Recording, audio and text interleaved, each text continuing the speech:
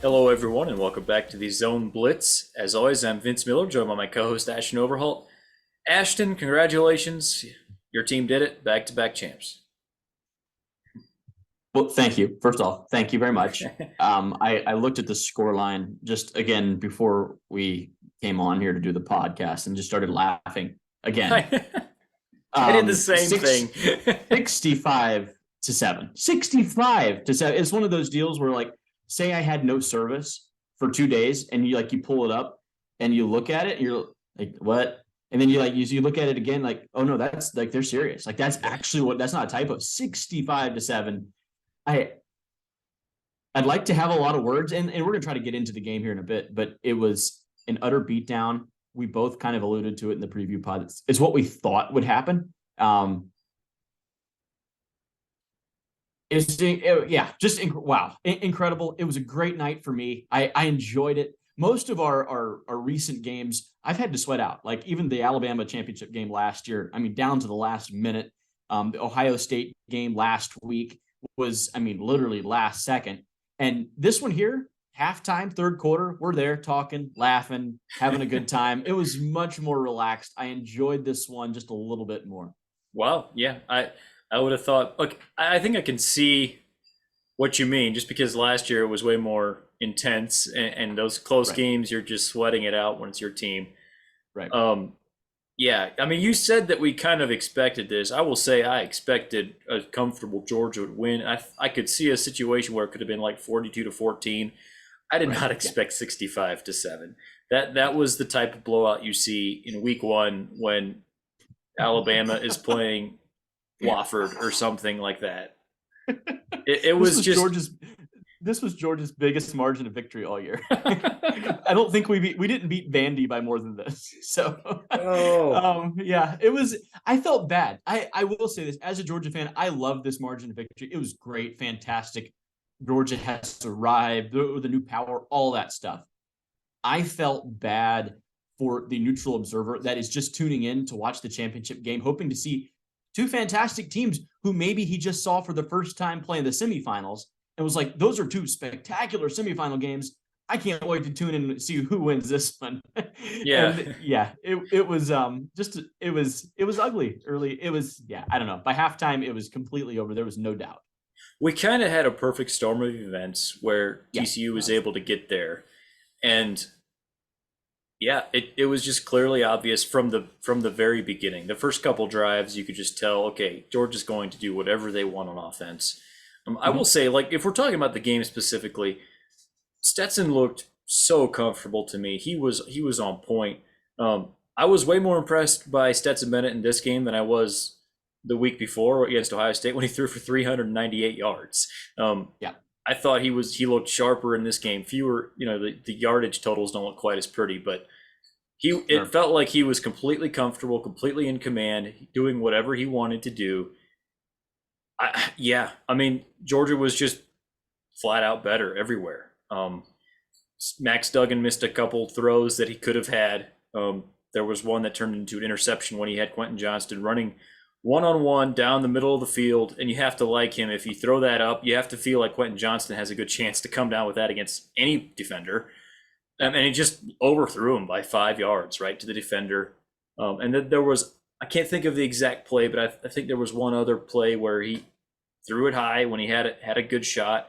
And the fact is, TCU needed to make chunk plays, and they also needed to win the turnover battle. At halftime, Georgia was winning the turnover battle 3-0, and it had to be the opposite way. We even talked about that in our preview, and it just wasn't that way. It was everything that could possibly have gone wrong for TCU in this game went wrong. And obviously a huge chunk of the credit goes to an incredible Georgia team.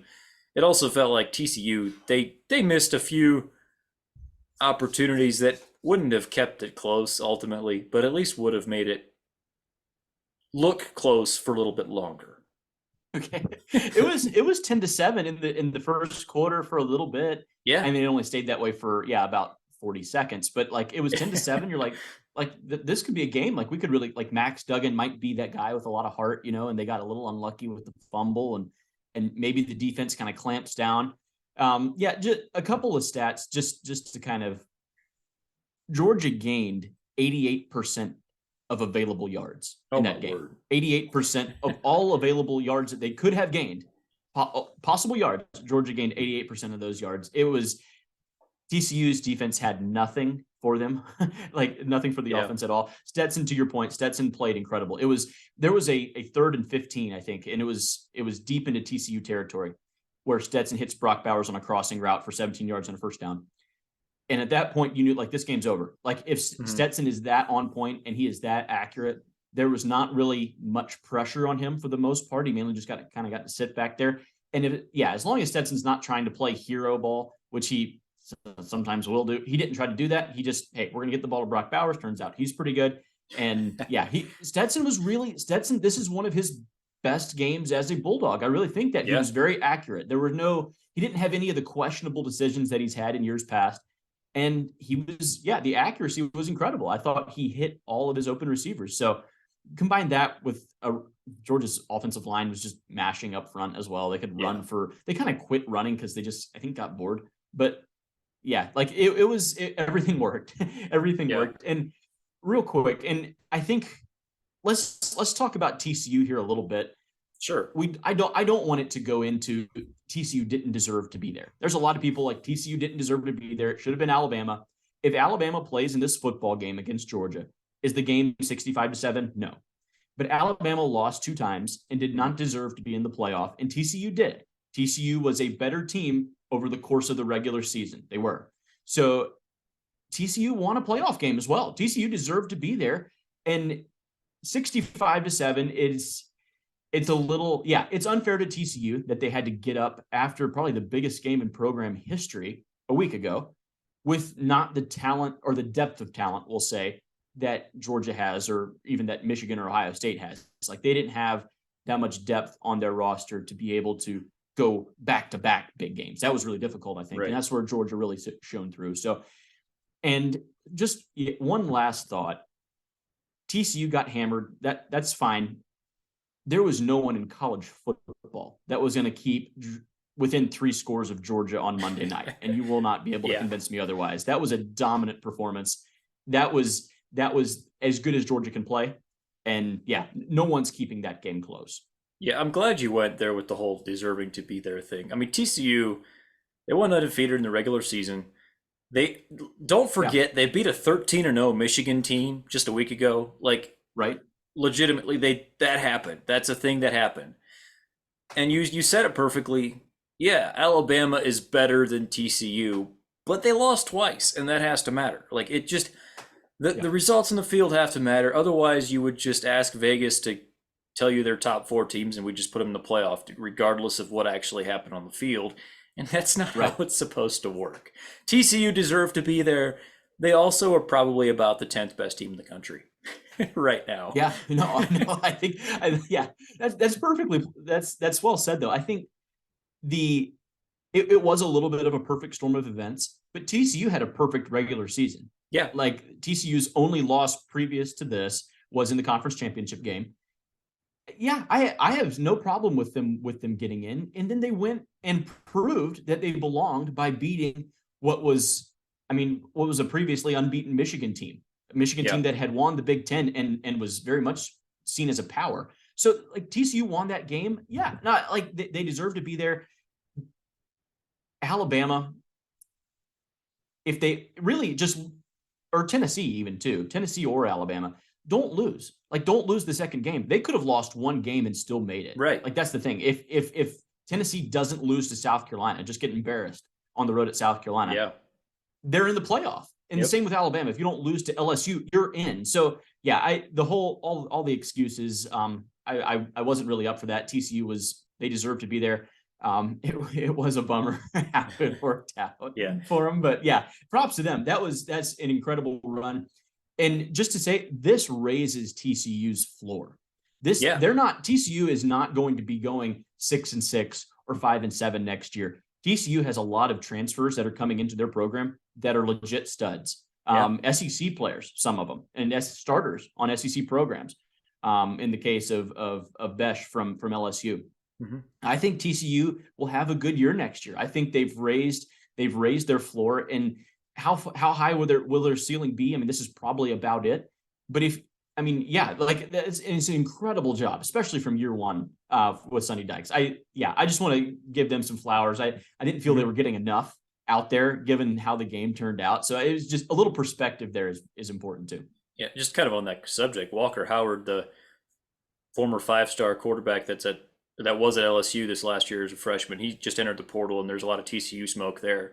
So I think that they are a good team. And just if I can backtrack just a little bit, one final point on the whole deserving to be there discussion. It seems like fans are looking for, we need to find 4 teams that are all evenly matched and that can make the playoff. Like, that's just not reality. Right. You said it, like, the way Georgia played football on Monday night, nobody was going to be super close to them.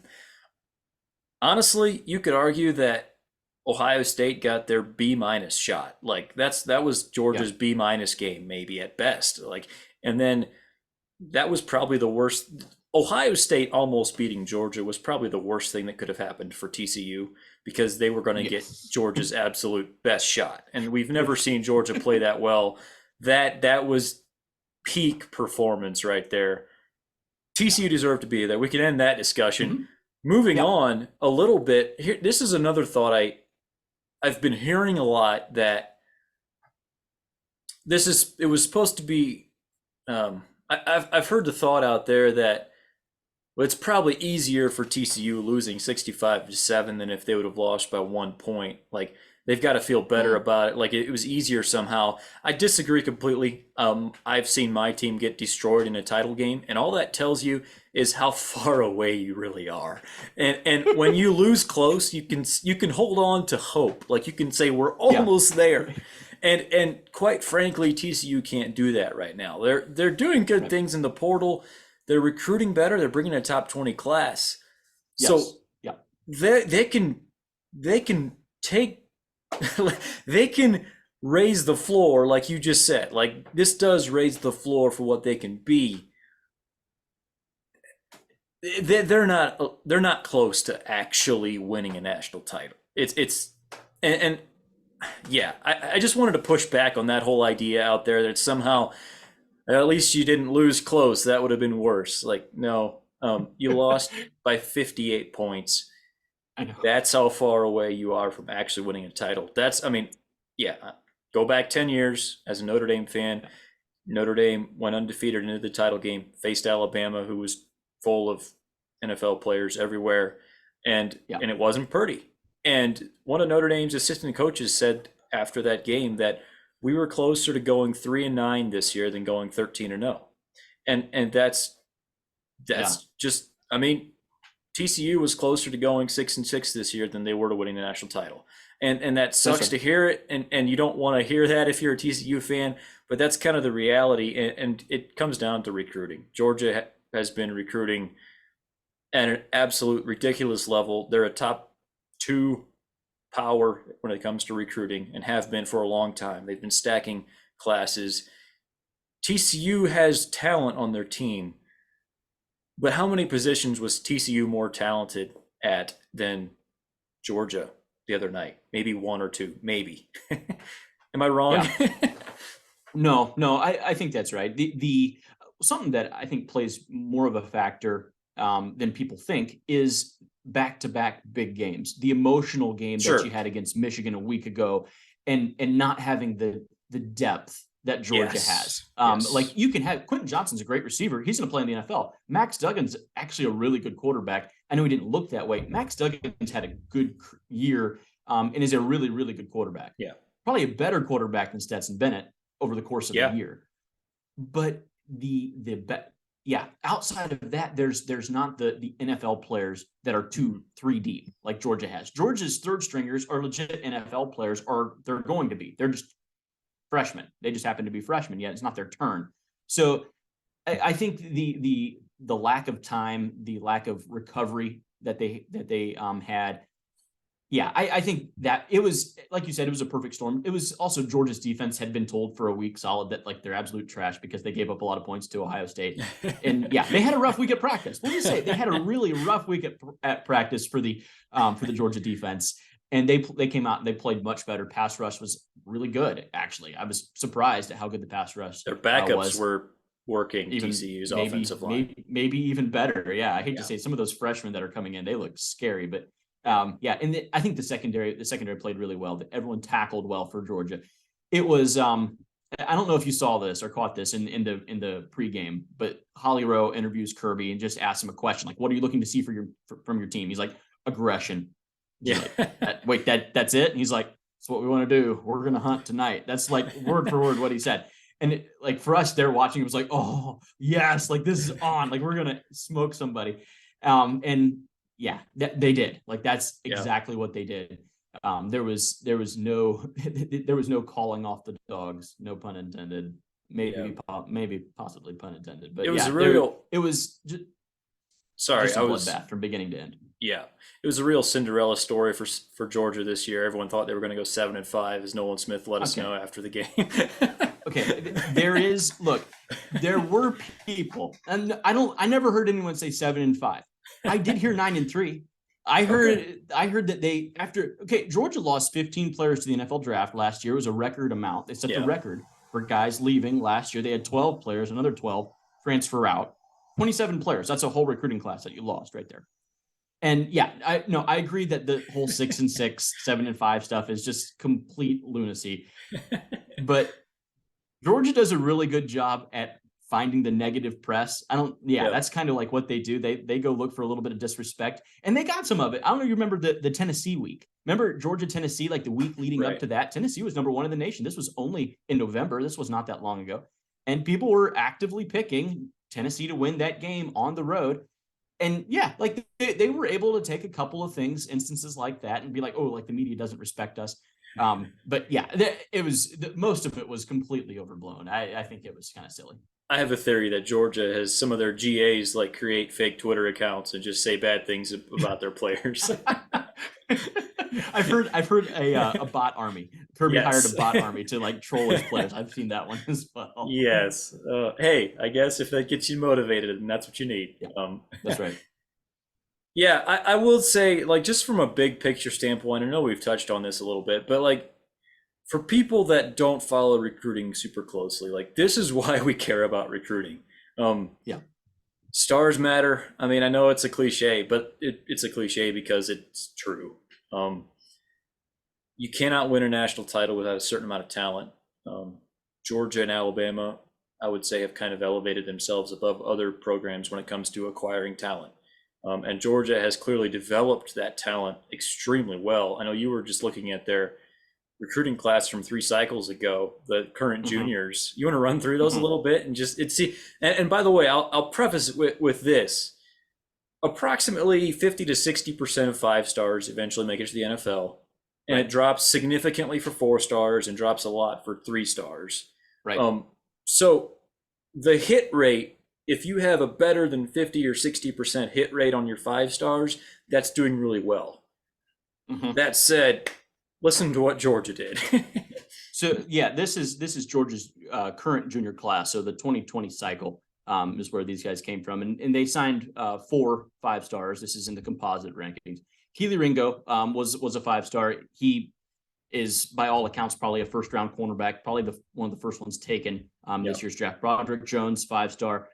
He will be going out, probably a first-rounder as well. Jalen Carter was the third 5-star. He's might be the number 1 pick in the draft. He's definitely top 3, 4, somewhere in there. And then, so he'll be a first-rounder. And then the last 5-star was Darnell Washington, and it looks late first round, maybe early second, but somewhere in there. So of the 5 stars that they signed, I mean, it was just hit after hit after hit. And I think that's where Georgia does really well is some of the development and also some of the kind of the diamonds in the rough that they're able to find. Cause like Ladd McConkey was a 3-star in that class, and you see him having a big game in the championship. Jordan Davis from a year ago, he was also a 3-star. He was turned into a 5-star. So there is that incredible top end where you take all your 5-stars and pretty much turn them into first rounders. Yeah. And then there's also they do I think maybe a little bit of an underrated job at finding talent farther down as well. So yeah, I don't want to go too far into the thing of it's only 5-stars that matter, because I think Texas A&M would tell you that like that's not really working right. for them. but it is a prerequisite. You have to have it. Like there's absolutely a ceiling on you if you do not have that. So and being able to develop, I think it's important which 5-stars you get, guys that can learn and are still growing, not guys that have peaked on their way in. So I thought that we just were looking through it before we got on the podcast, and it was just incredible the hits that Kirby got in that 2020 class, and it led to another national championship for him. On message boards around the country, you'll often see kind of the idea that some people say they want the stars and other people will say they want development. They want to develop their talent. I would rather have a high ceiling 3-star that we can develop. And the truth is you need both. Like, correct. Georgia has done an incredible job of recruiting at an extremely high level and then also developing that talent very well. The thing is, like, we talked a lot about the blue chip ratio. I don't even know that you need to have like a certain number of 5-stars necessarily, but you need to have a significant amount of your roster be blue chip recruits. You every year around April, when the NFL draft happens, you hear the talking point that more 3-stars get drafted than 4-stars or 5-stars. And that's true because there's thousands of 3-stars. There's only about 32 5-stars a year and a couple hundred 4-stars. If you look at the percentages that actually make it to the NFL, it's way higher for 5-stars than for 4-stars, and way higher for 4-stars than for 3-stars, and so on. You need to recruit. Recruiting is absolutely, probably you could argue, the number one job of any head coach in college football. Yeah. And then you also need to develop that talent. And Georgia has done an excellent job of doing both of those things. Yeah, it was, I think, just really interesting to go back and look through recruiting classes from years past of even other championship teams. Like, 2019 LSU, like where did they get these guys and how are championship rosters made? And for Georgia, there's no doubt that I think it's stacking class after class after class just on top of each other. They've developed a certain culture, and there's very much a standard that the players uphold themselves, and it's not coached.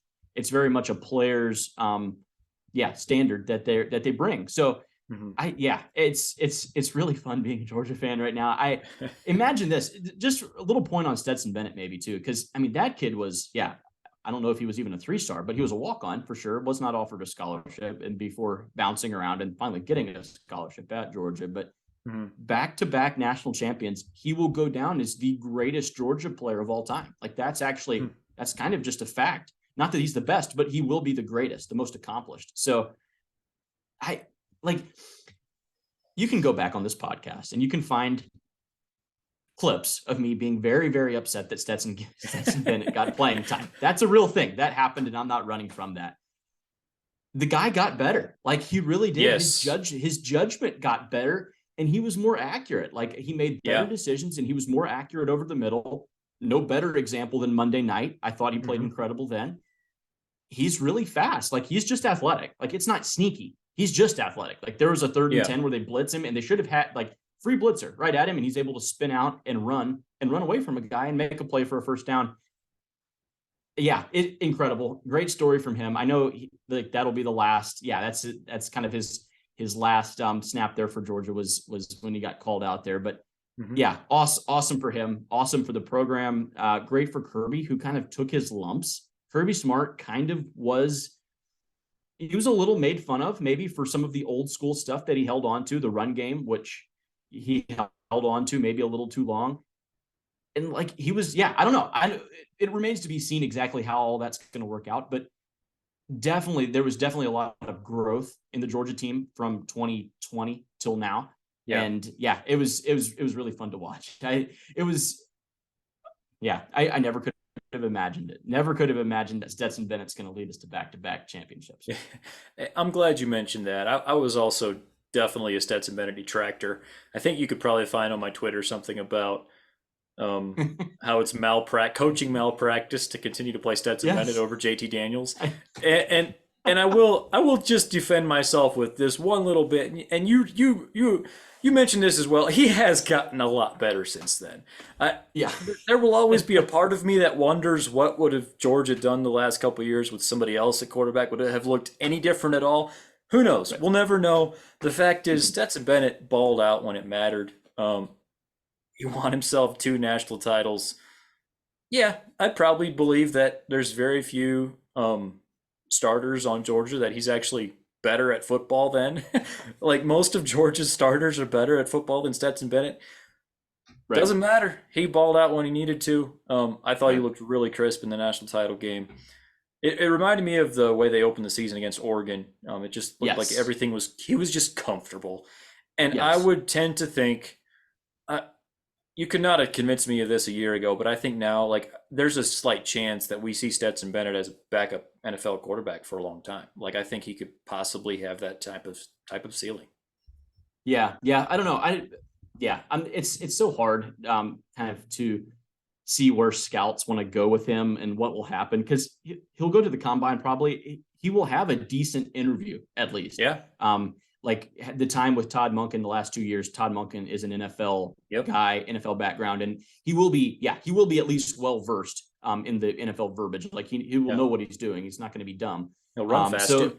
yeah, he's going to put up a decent 40 as well. No, I agree. I don't know. It's really hard to know what to do with Stetson. It really is. Yeah, I think you see a lot of people in the media not sure where to put him now. Like the career's over. He's 25 years old. And we talk about that a lot. Don't mention that Hendon Hooker is, like Hendon Hooker is also that Max Duggan's 24. Like none of these guys were young, but yeah, anyway, the overall, when you close the book on Stetson Bennett, he will go down as he's not Tim Tebow.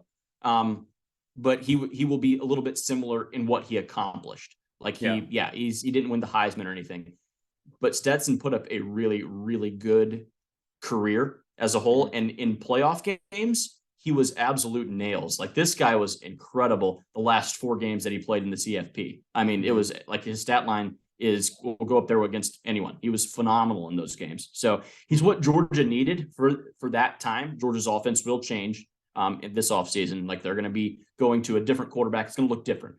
But he was what this Georgia team needed. I think it was a really good fit in the end. And Kirby proved us all wrong, because I was right there with everyone else wondering, like, how do you say that Stetson's giving you the best chance to win? It's not making sense for me. Yeah. And yeah, he was right. He was right, and we were wrong there. And yeah, Stetson grew into that guy. Yeah, he did.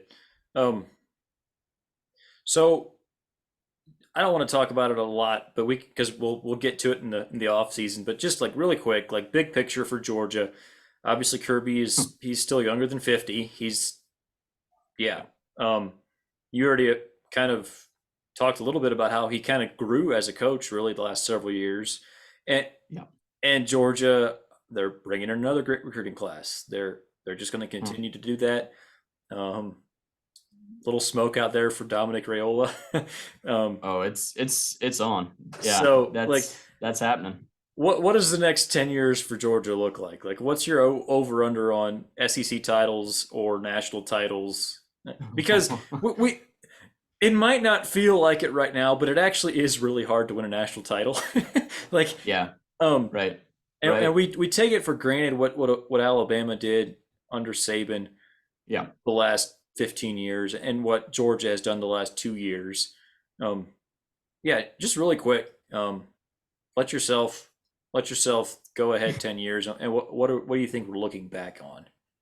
Well, one thing is for sure is that Georgia is the program in college football. I think even by not playing conservative in the second half against TCU, Georgia went pedal to the metal. They really did. They never really turned it off. 65-7 in a championship game. They made themselves the villains of college football. They're okay with being that. They are the new Bama. Like when they used to hold the "We Want Bama" posters, that's what everyone holds up. You now want Georgia. Georgia is that team. And like, I think it's appropriate. I do. Georgia will win more national championships. They're not done. Kirby Smart's longevity. Okay, because he's coaching at his his alma mater. That's where he played. Yeah. He grew up a Georgia guy. This is his dream, like literally his dream job. It does not get better than this. He's not going to another college, and he's not going to the pros. I don't know that Kirby Smart will remain a head coach very long. I don't think he's going to go until Saban does. Saban's in his 70s. Right. Kirby's not going to do that. I really don't think so. He kind of even alludes to it a little bit that he needs to be spending more time with his family. He's got some young kids. I think that's probably what will stop him. I would imagine that 10 years from now, Kirby Smart will be concluding his coaching career, would probably be where I would land on it. I think Georgia will win more national championships in the next 10 years. I don't know how many more. Who knows? But there's no doubt that they are. It's them and then everyone else. We're going to do our way too early top 25 for next year, and every single person should have Georgia at number one. You should, unless you're trying to be a troll. Georgia has proven themselves to be the class of college football, and that is there's some catching up to do for other teams. Those other teams are lagging a little ways behind just as far as depth and quality that Georgia has right now. So Georgia is not done winning. I won't put a number to it. I don't even care to go there. I didn't think a repeat was even possible. That was you that thought that was. I will say this. Georgia's team next year will probably be better than this year's team. I do believe that. That doesn't mean they're going to win next year. I think other college football teams need to catch up. Alabama and Ohio State and Michigan need to catch up. USC needs to. They retained Alex Grinch. They need to get rid of Alex Grinch and play defense and catch up. It's not Georgia's fault that they're beating people 65-7 in championship games. It's on other people to get better. I think that's kind of the state of where it is right now. Georgia has a large lead and is going to continue to grow. But people need to catch up. Clemson needs to get some fresh blood in their coordinator and catch up. And it can be done, I think, and it will be done. I think football is a bit cyclical, and Georgia hasn't had to deal with success long term. I think you're going to start to get some guys that aren't there for the right reasons. It just always happens. Guys that are kind of ring chasing or whatever, and it erodes your culture. It's going to be interesting to see how Georgia deals with that. I don't think they're done though. Sure, I would agree. You mentioned USC holding on to Alex Grinch. Yes. Next week when we record, we'll be sharing our individual way too early top 25s, maybe comparing and debating those a little bit. Yeah.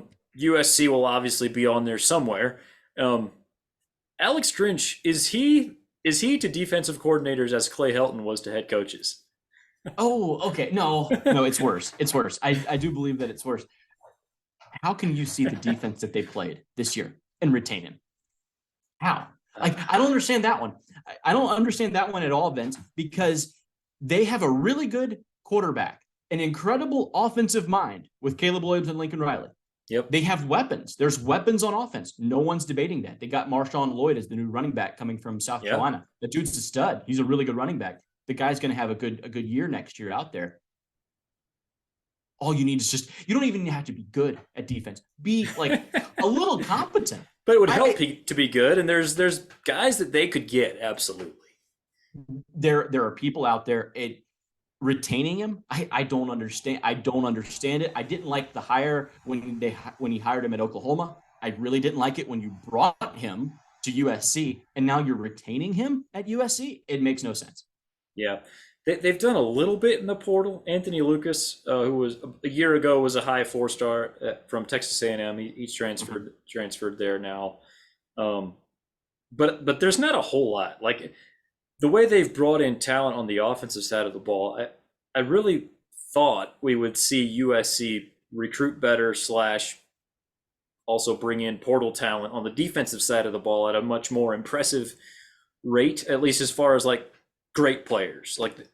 Last year, I think they brought in a bunch of guys who no one ever heard of, and look at what happened with their defense. Maybe this year it'll get better. It almost can't get worse. But it does feel like they could possibly be wasting the last year of Caleb Williams' career. No, I agree. Their recruiting class, we kind of thought that USC would dominate in recruiting when Lincoln got there. And they had some good top end guys. They signed 3 5-stars, Malachi Nelson, a really good quarterback. and 2 5-star receivers. Great. That's fantastic. That wasn't our concern, though. Like, we wanted them to be top 10, maybe more top 5, and be signing some of the edges, maybe some of the edges that are on the West Coast. Uyunglele that went to Oregon. That needs to be them. Like, they need to own that recruitment. So that it's been a little disappointing, maybe, that the recruiting, and that they were, I think they're number 15 from this last class. That's a little low, and to not.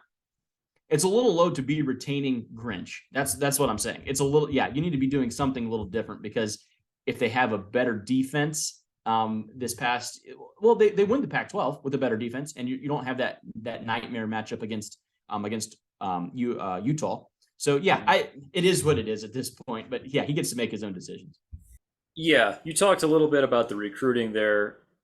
So obviously, last season, a year ago, we were talking a whole bunch about the 7 big-time hires in college football.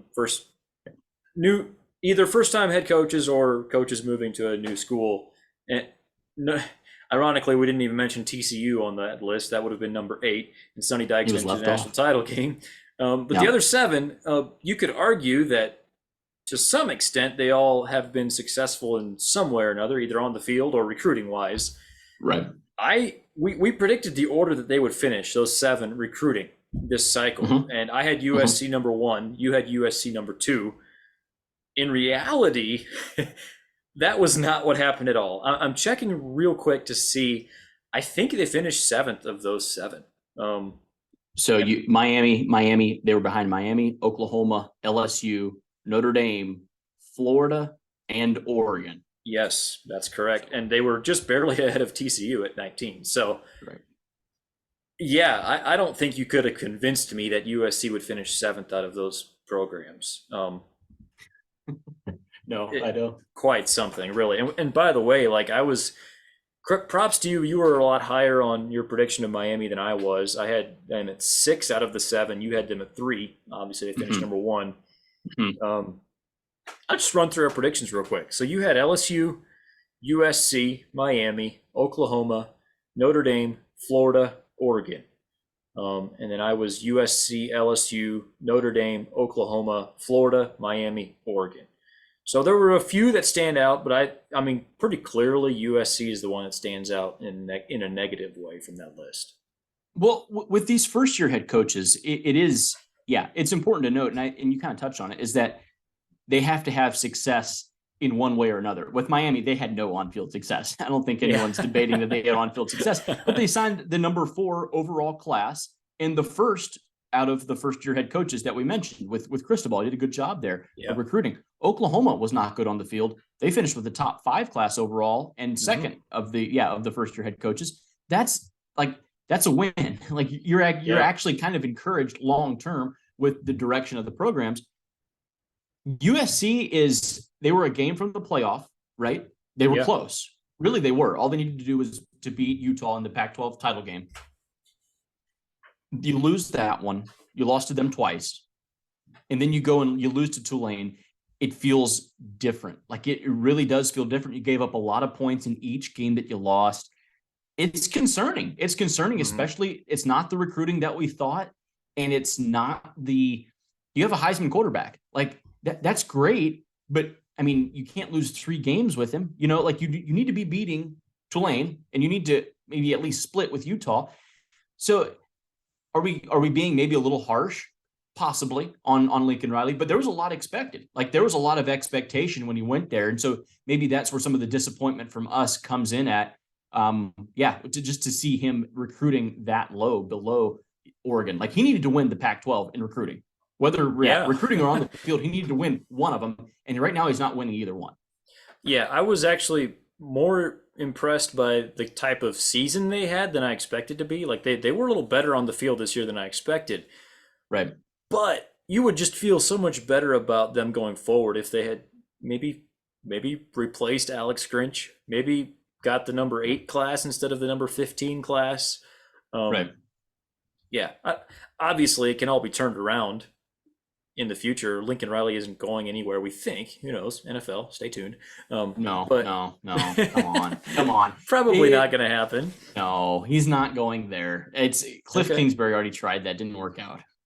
A little different. I would argue that Lincoln Riley has had a lot more head coaching success than Cliff Kingsbury did in Oh college. yeah, no, you don't have to convince me of that one. You don't have to convince me of that one. By the way, I just thought of this. Why, if you're Clemson, why not go after Kingsbury? What like Yes. why not? He's good with the Oh, mobile quarterbacks. Between like I think he could do very well with Cade Klubnik and develop him. yep. I don't understand the downside there. Some fresh blood. That's what everyone talks about with Clemson. Everyone says like you need some new guys in there, not these program guys.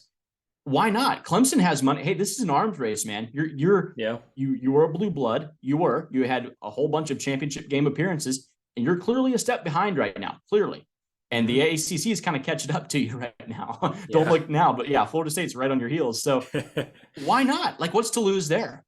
They should absolutely do that. I think that he's got a good shot of getting an NFL offensive coordinator job. But Probably. yeah, if you're Yeah. Clemson, man, that would be the kind of hire that would immediately fire up the fan base that's paying attention. Right. You would feel so much better about their potential to improve. It feels like Dabo made some really big time hires in his past. He went and got Chad Morris. He went and got Brent Venables. Like those were not guys Yes. that he had close ties to, Right. but they were great hires. And he kind of went outside the box for those. And since then, it's been very conservative. And I'm curious to see if we go see him do something. Hopefully, yeah. If I was a Clemson fan, I would be hoping for something. Uh, You could argue that up until now, I mean, it's still been football, it's still been recruiting, Yeah. but now it's coach hiring season. I'm curious to see what happens in the next month or so. There's a little part of me that keeps growing that is just scared that he's just going to be too stubborn. And Yeah. yeah, No, I don't know. there's a possibility. What program like we've spent some time talking about programs that we kind of ended on a bit of a sour note with Clemson, USC, a little bit of a sour note to end the year. You don't like how it ended. What are a couple of programs kind of in your eyes that end aside from Georgia, obviously, that Mhm. ended the season, whether it's recruiting or on the field or a combination of the two, where you're feeling like the vibes are high, like we're feeling Mhm. good about that team. They're ascending. One of the ones that feels like is very popular right now is Florida State. And Yes. Yeah. not necessarily because of their recruiting class. It wasn't that special. It was number 20 in the country. Right. Blue chip ratio under 50%. Yeah. But on the field, they looked so much better this year. And then, I mean, we talk about the portal way too much, but there you go. Like, if anybody is really making use of the portal, it's Florida State. They're doing a Right. tremendous job. They're holding on to some of the guys. Jared Verse, I believe, is the defensive end who was Mm-hmm. going to be a first round pick and decided to come back to school. That's Right. huge. Yes. I think like I said it on the last podcast, I believe that Clemson will be the favorite for the ACC next year, and rightly so, and should win it. I wouldn't be surprised if we see Florida State be co-favorites or something like that. Really. Just based on the way, if you look at the way too early top 25s coming out, most of them have Florida State ahead of Clemson. Um, Mm-hmm. I'm not Yeah. entirely sure I buy it. Like it feels maybe just a little bit quick for me, and Yeah. and the talent level, like it's still not quite where Florida State was 6, 7 years ago. Like it's not at that level. But if you're asking about who's feeling pretty good right now, just good momentum coming into the offseason, Florida State is Mm-hmm. one of those that would stand out. What about you? Or any that stand out for you? Yeah. I mean, there's a couple. I think LSU actually. Yeah. Like under Kelly, I think. Well, they signed the number 7 class, right? And you were decent. I think they had a 5-star and 18 4-stars. But there was also like a proof of concept that it does work. Like the culture Mm-hmm. actually is not that big of a deal between Kelly and the LSU fan base. I think, yeah, there. I mean, we made fun of his accent. We kind of laughed at a lot of stuff, but like they speak the language of winning down there, and he did a good bit of that. And to beat Alabama year one, and then I mean, you absolutely take apart Purdue Yeah. in the was it the Cheez-It Bowl? I forget which one that was. The I think it was the old Citrus Bowl, whatever that one is called now. But yeah, I think you're feeling really good about where you're at LSU because you didn't expect to win the West year one. So Yeah. like yeah, you definitely had a better year than what you thought.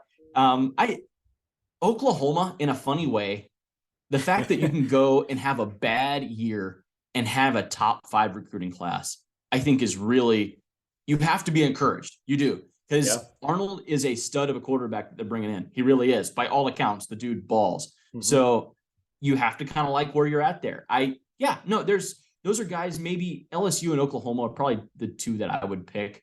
I know they're first-year head coaches, and they weren't super successful first year, but there was, I think, a proof of concept with both. And you're feeling, I think the fan bases will feel encouraged. Yeah, I'll just throw a couple others out there. I don't have a lot of thoughts, but I think Tennessee and Penn State are both feeling pretty good. Explain to me the Penn State. Please explain to me the Penn. I've heard it. I'm not saying that you're wrong. I've heard a lot of people say that. But what about Franklin makes you think that he will be able to develop Drew Aller into anything other than Christian Hackenberg? Please explain that to me, because Clifford's gone. He was there for 6 years. He was probably 25 years old as well. Like, him and Stetson are probably about the same age. I'm just guessing on that. But he's gone now. He's no longer there. Now it's the new guy. And we haven't seen great development. So explain that one to me, please. Yeah. I would say, just as much as anything, it's the way they finished the season. They won the Rose Bowl. They haven't done that in a while. Right. And apologies to our Penn State listeners who wanted to hear us talk about it last week. I did not get to watch any of that game. I was at my grandma's viewing. So, yeah. You mentioned Sean Clifford. He's been the same quarterback for 4 years or whatever. And part of that is because, like, you're right, like, they didn't develop him very much past like what he was the whole time. I do think that maybe this last year it was a little bit better. And they beat everyone not named Ohio State and Michigan. So yeah, fair. It feels like the floor is pretty good there. The recruiting is not lights out, but it's very solid. Like, good floor. Right. And I think the hope there is Drew Aller. Maybe he's just that good. Like, he looked. I don't know how much he ended up playing this year, but the beginning of the year when he came in just a little bit in relief when Clifford was hurt, he looked very comfortable. If not like seasoned, he looked comfortable as a quarterback, and you could just see the size and the arm talent. Sure. I think that Sean Clifford was not all that good, and that Drew Aller will be an improvement almost by default. Maybe that's unfair to Clifford, who was a 17-year starter. Yes. And by the way, beat out Will Levis multiple times. I wasn't going to go there with that. We have so much Will Levis stuff for this offseason. We have literally until April where everyone else will be hyping up Will Levis, and we just get to sit here and poke holes at it. So let's just save that. Yeah. Yeah. I don't want to talk about Penn State a whole lot more. I don't have a whole lot more. I just think that they have to feel. I feel like they are excited about where they are headed. Okay. Yeah. Okay. No, I like that. Fair enough. No, winning a Rose Bowl always makes a Big Ten team feel excellent headed into the offseason. Like no matter who it is, like, you just feel really good. There's definitely some vibes for Big Ten when you win one of those games. So no, I agree. Anything else that stands out to you? I do like the Tennessee take. Tennessee feels good going into the offseason. Yeah. Milton can throw the ball just 100 yards. We've all seen that one. Nico is also in the system too. And you have to feel good about the direction with Heupel, quarterback whisperer, turned Hendon Hooker into all of that last year. You have to like where you're at, especially as an offense. You're going to have an offense that can go with anyone. If you can get a physical defense, you feel fairly good about your chances of maybe not winning the East, but competing. Like, you have to go compete. So I agree completely with Tennessee as well. So looking forward, just so next Monday we're planning on recording our next podcast where we'll talk about our way too early top 25s. Sure. Do you have things you're looking for leading up to then over the next several days that could affect that? Obviously, there's a lot of Jim Harbaugh to the NFL talk. That would be one thing that could make a huge difference. Is that one of the major things you're looking at, and what else are you looking at? Yeah, no, it is. If Harbaugh, I think it's the Broncos, right? Like, if he goes, it feels like it's probably the Broncos, and I don't know anything. Yeah, as of this recording, I think he'll stay. I think he will. I would lean that way, but I mean, only just. So right now, Michigan, for me, would be ahead of Ohio State in a way too early ranking, simply because they beat them twice, and Ohio State would have to go up there next year and play them, and McCarthy is still going to be there, and Stroud has left. I would probably have them at 2. And if Harbaugh leaves, if he does indeed leave by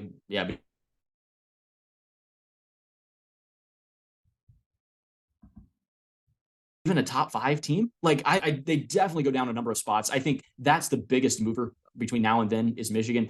I hope he stays. I really do. I think he's done a really incredible job. Ohio State wants to see him go. You talk about it all the time. What do your rivals want you to do? Like, how do your rivals feel about the coaching hire you made or a coach leaving? It kind of tells you where you're really at, what you need to know. Ohio State fans are scared of him right now. They are. And yeah, it would be a really tough loss for Michigan. I don't even want to go into who they would replace him with. Who knows who they would replace him with? That would be really interesting. That's a whole nother conversation. Do you have anyone off the top of your head? Like replacement ideas at all? See, if you would have asked me a couple months ago, I might have thrown Luke Fickell out there. Yeah, true. Obviously, he just went to Wisconsin, and they're doing some things in Wisconsin right now. That's one name. That's one team I'm going to be hoping to look into a little bit more before Monday, because I could see them being the type of program that could elevate themselves. They're kind of you could argue they're kind of in the TCU talent tier right now. They have a chance to put themselves kind of up in the Penn State tier. Like that could happen. The Penn State, Michigan, and that's how you eventually get to the place where you can compete for national titles. Is you go up a step at a time, and Luke Fickell's a good coach. Now that said, I don't think he's leaving Wisconsin. For Michigan, I don't know, man. There's talk that Bill O'Brien could be a fit. I think they would hate that. Nope, not going to work. You can't do that, can you? I don't know. I don't think so at all. I understand that, he's been in the Big Ten before. He's kind of one of those guys. It's a huge mistake. It didn't work. Like we've already tried this with him before. It didn't work. So like, why do we have to try this with him at Michigan? I don't think it's a fit. It's a poor idea. Why do we like to recycle, Vince? Like, why not take a chance on a young guy, an up and comer, instead of like the NFL does it so much. They recycle all these old coaches, and it's time after time after time. Like it didn't work. It didn't work with him. Maybe we'll go for a new guy. And it'll probably, I hope it's a college guy if he does. Let's just hope that he stays. How about this? We'll just both hope that he stays. And if he does leave, we'll cross that bridge when we get there. I think he's a perfect fit for him right now at Michigan. That's working. What Michigan's doing right now is working. And I stay with it. You're going to have a real chance next year to legit win a national championship. Michigan will have, in my mind, their best chance of winning a national championship next year. Another year for the quarterback to develop and keep that same core of coaches there and grow. That's where I'd like to see him be. Sure. Okay. Anything on recruiting that we should mention before we wrap this up? You mentioned Dylan Raiola a little bit. I think I might have called him Dominic, by the way. I'm sorry if I did, but yeah. Did you really? Okay. I'm not sure. It doesn't matter. Okay. You know who I meant. Right. The 5-star all-world everything class of 2024 quarterback who was previously committed to Ohio State. That very one. If Georgia gets him, if Georgia starts recruiting the quarterback position like they recruit every other position, my goodness. I don't know. Jaden Rashada, you remember him? He was the 5-star. He just not decommitted. He is asking out of his letter of intent to Florida today, like this afternoon. And then there's been some smoke that he's not actually asking out of his intent. I think he is. Pretty much all signs are pointing to him not wanting to be there. It's just what we'll say. He was planning to be on campus already. I'm still scrolling Twitter, just seeing if anything else happened. That guy's a legit 5-star upside, and he's going to be kind of out there for someone. Ohio State, maybe. Like, I don't. Where does this guy go? A lot of interesting stuff there. Maybe he goes back to Miami where he was initially committed. Who knows what all that will mean? But yeah, interesting. That was the only really interesting nugget there. Yeah, I there's a lot of smoke on message boards that the issue is that the issue is kind of the NIL agreement with Florida and them trying to pony up the money.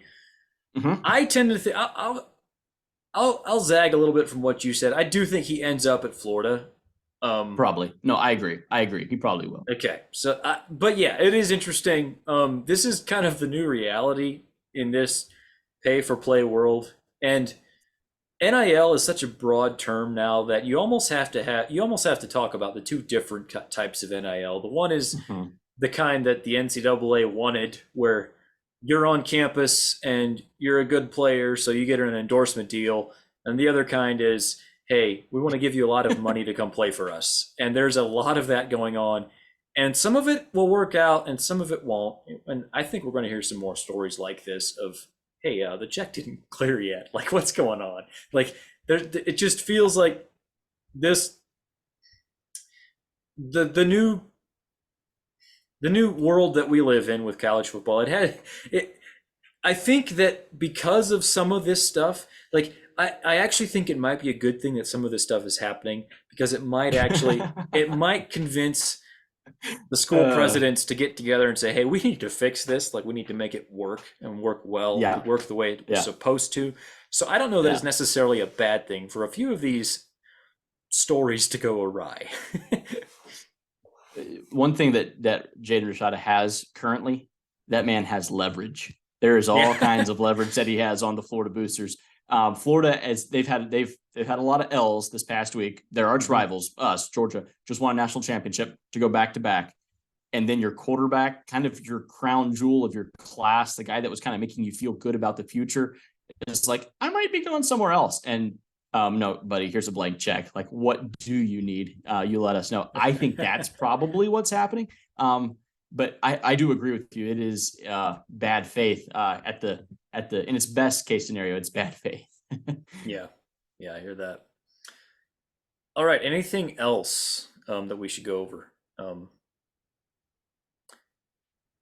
No, I don't think so. Did we all refresh Twitter to make sure that Harbaugh's not gone and Rashada hasn't decided what's happening? That is an excellent point. I think we're all, I think everything's still kind of where we think it is now. So we don't know. The correct answer is we don't know on any of this stuff right now. So. Just really quick, I know this is not technically college football, but the NFL regular season just ended, so now we have the draft order figured out a little bit. Obviously, trades could happen. The Texans fell out of the number one pick. The Bears have the number one pick now, and they have Justin Fields. Two schools of thought. The main one that most people are on is that they're not going to take a quarterback. Trade, but they'll probably trade out. Obviously, as a Colts fan, I'm hoping that the Colts trade up from 4-1 for Bryce Young. What do you expect to happen? I know we're both more college football fans than NFL fans, but what are kind of your thoughts on how it might play out? Obviously, it's wild speculation. I'll preface it with that. Feel free to wildly speculate. Yeah. Oh, thank you. I always do. The Bears have their guy. Fields is the guy for the Bears. They're not going to take another quarterback. The Texans winning in the last week. I was so glad. To somehow lose the top position is just massive incompetence. Like, how do you not tank that game and get the number one pick? But anyway, the Bears are in a terrific spot right now. The Bears have what everyone wants, and they don't need it. So they don't have to use it themselves, but they can sell it to the highest bidder. So the goal for them is to move from, 1 down to 3 or 4 and you can get Jalen Carter or Will Anderson plus 2 other first rounders or whatever you get, another first rounder. So great position. I think that's what they'll do. The correct answer for anyone that wants a quarterback in this draft, for me, is that Bryce Young is a little ways ahead of everyone else. Yeah. Nothing that we have seen to this point indicates otherwise. The guy wants it. There's a hunger there. He learns. He improves year after year. The accuracy, arm strength, the ability to make people miss. The only downside is that he happens to be 6 foot or 6'1". And then we're going to spend the next 4 months building up Will Levis and Anthony Richardson and tearing down Bryce Young. And it's going to make me sick because we all know that they're nowhere nearly as good as Bryce Young is. So, yeah, if you want a quarterback, take Bryce. If it doesn't work out, I don't really know what to tell you because everything we've seen from that guy is that he's just an absolute class act. If you're the Colts, you need him. Like, that's a great fit in Indy. I think it would work out well. Yeah, the Colts also need to hire a head coach, and I think a good way to get some of the best head coaches on the market would be to say, hey, we're trading up for Bryce Young. Right. I'm looking at a mock draft right now from Mike Renner from Pro Football Focus. He actually has the Colts trading up to number 1 to get Bryce Young. Okay. And then get this, he's got the Houston Texans taking quarterback Will Levis from Kentucky. What is it? What is it? What does he do? What does he do? What does Will Levis do that CJ Stroud doesn't? That's a great question because you've seen some video out there of him like throwing on a practice field, and it's just super impressive, like the way he can just throw a ball. CJ Stroud can basically do the exact same thing, plus he has all this production to go along with it. And if you watched him play against Georgia's defense a little over a week ago, I know. I honestly, I think you could almost convince me that there could be an NFL team out there that could convince themselves that CJ Stroud is the way to go. A year ago, he was number 1 on a lot of mock drafts. He's got really good size. He's going to throw the ball well in shorts at pro days and all of that. Yeah, I'm with you. I think Bryce Young is the guy. I think CJ Stroud is the clear number 2. This same mock draft also has Anthony Richardson going at 9 to the Panthers. No, I'm serious. You're going to have the guys that have the tremendous talent, arm talent, but aren't good quarterbacks. There's a difference. And you're going to have those guys, and they're going to test very well for the next 4 months. Don't forget to watch the film, guys. Put the tape on. If you're Bryce Young, I don't even go to the combine. Don't know. Look at my tape. Like, watch you know that Georgia defense? I diced them up. That's an NFL defense. I took them apart. CJ Stroud can say the same thing. Look what Will Levis did against that defense. And Anthony Richardson, nothing, 0 things. Yeah. So, yeah, Tennessee does not have a good passing defense this past year. Tennessee was objectively bad at it. And Will Levis put up 6 points against that terrible passing defense from Tennessee. I have nothing else for you. That's all you really need to know. Yeah. It'll be interesting to watch. It's always interesting to me to hear the perspective of college football fans on the NFL draft in particular, and to see some of the ridiculous things that people say. You know, several years ago, it was an analyst, I think it was Stephen A. Smith, said that, what's his name? I'm sorry, the quarterback from Ohio State who died recently. I can't remember. Went to the Steelers. Okay, yeah. I'm sorry. Rest in peace to him. But I think he said he's more of a runner. Never mind that he had like 20 rushing yards his senior year and 50 passing. Dwayne Haskins, that's who it was. And it's like, how much football do these guys actually watch? And I don't know. So he called him a dual threat. Dwayne Haskins would not leave the pocket. Like, I don't think they actually watch the college games. Like, I think they pretty much start fresh. Like, they throw away all college and high school film and be like, we're going to start like from the combine on, and like, we're going to have our own interviews. Yeah. Good for them, I guess. But yeah, some of the stuff is just kind of silly. If you're a college football fan, you're mad at it. Take some consolation in that you're not alone. There's more of us out here that do not understand what the GMs are looking at. Yeah. Okay. Anything else before we wrap this up? We've probably harped on the NFL enough. Yeah, that's it for me. That's okay. It for me. Thanks everybody for listening. Make sure you tune in next week again. We're pretty excited about that one. Hear our thoughts on what next season could look like. Thanks guys for listening. Have a great week, and God bless you all.